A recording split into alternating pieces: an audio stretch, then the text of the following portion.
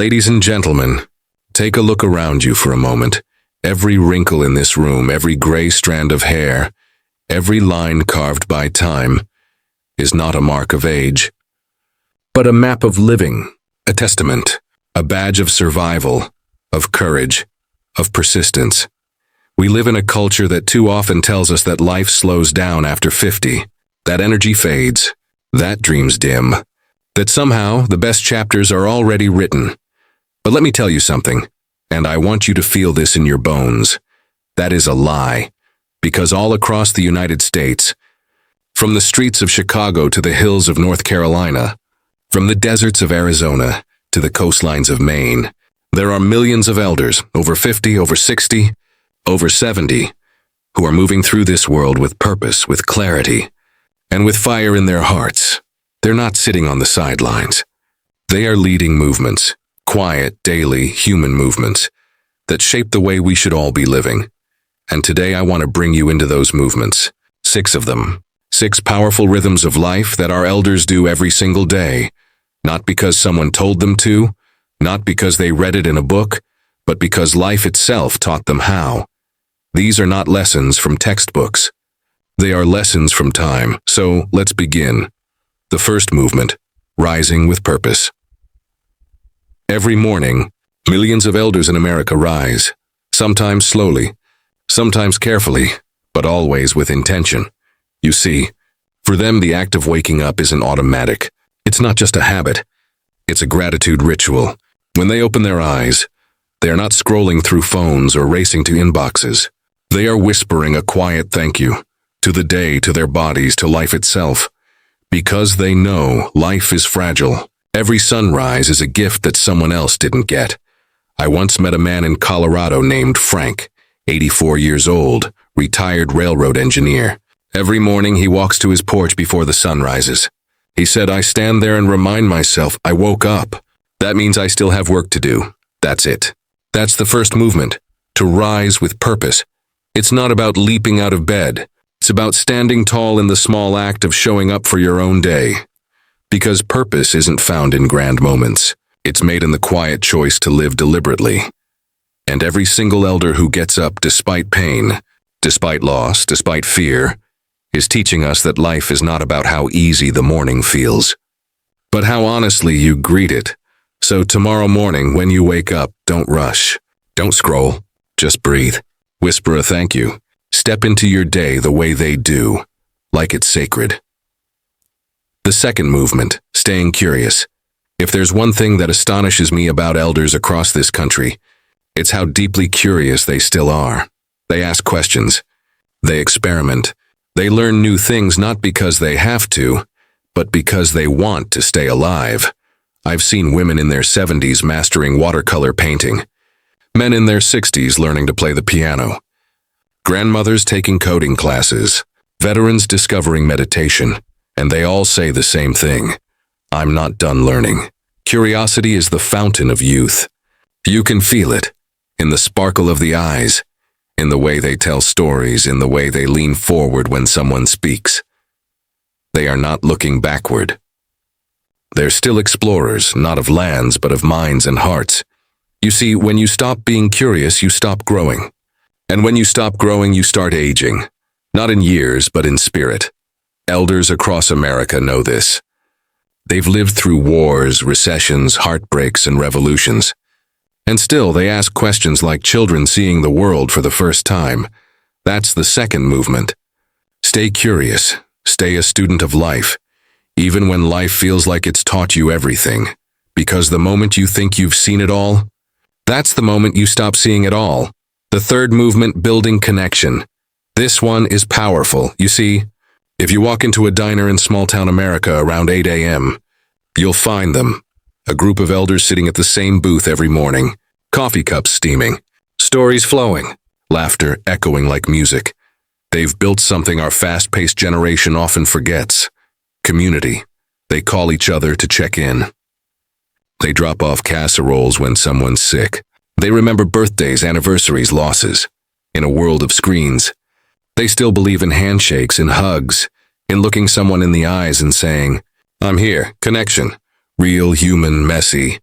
Beautiful connection is the third movement, because they understand something simple. Loneliness kills faster than age. Science has proven it, but they knew it long before the studies. They've lived it. They've seen what isolation does. And so they keep showing up, even when it's inconvenient. They make time for each other. They build circles of care, and they remind us that no matter how advanced technology becomes, the heart still needs warmth. So the next time you think you're too busy to call someone, too tired to visit, too distracted to listen, think of them. Think of those coffee shop tables, those church potlucks, those neighborhood walks. That's how elders stay alive, and by keeping one another alive.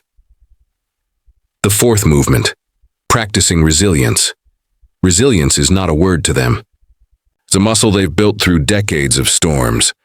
You want to know what resilience looks like? It looks like a woman who buried her husband and still wakes up to tend her garden because the tomatoes need her.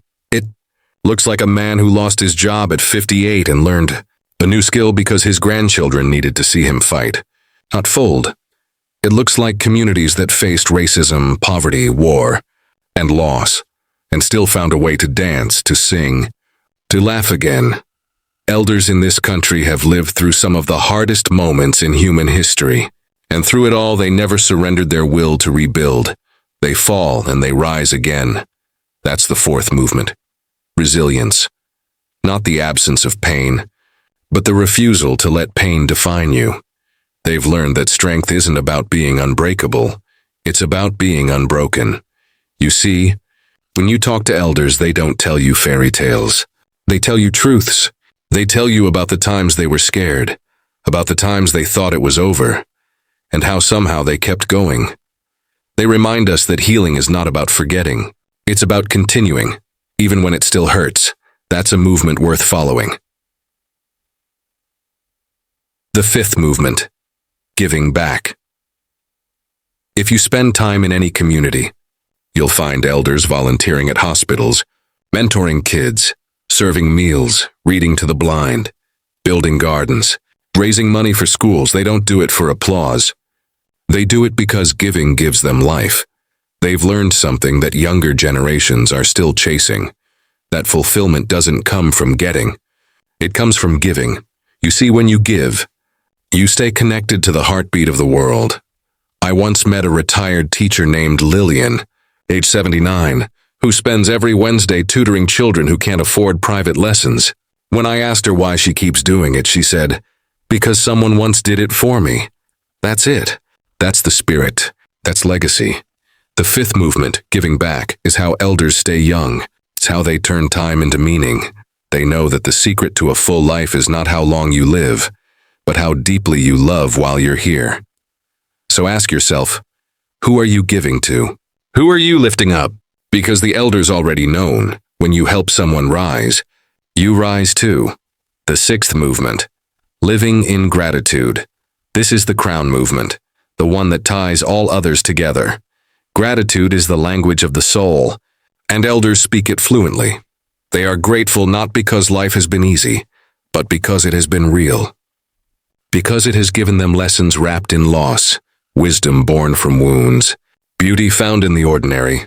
They thank the rain for the crops, the doctors for the care, the children for the laughter, the strangers for the kindness.